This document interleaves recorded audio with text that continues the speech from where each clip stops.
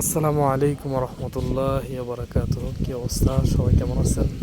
অনেকদিন পরে আজকে একটা ফলের সাথে পরিচয় করে দিব আপনাদেরকে, যেটা সৌদি আরবে আমি যে নামে শুনছি আর কি, আমি কয়েকজনের কাছ থেকে শুনছি এটার এরকম একটা আনকমন নাম।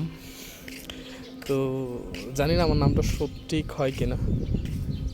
যদি কারো এই নামটা জানা থাকে, এটার নামটা সঠিক নামটা জানা থাকে, অবশ্যই কমেন্টে জানাবেন আর ভিডিওটা শেয়ার করে দেবেন, কারণ এরকম ফল অনেকেই দেখে না বাংলাদেশে। তো এটা হচ্ছে সেই গাছটা।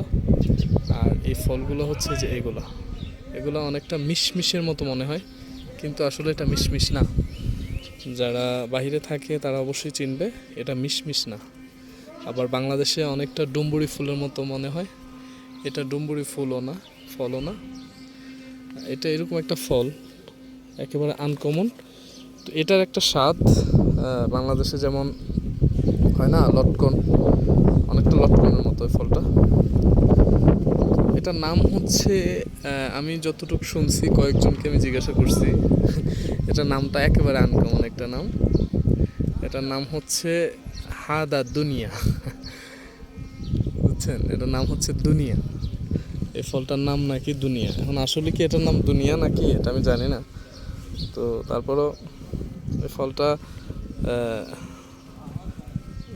চামড়া আছে, পানিও আছে অনেক। তো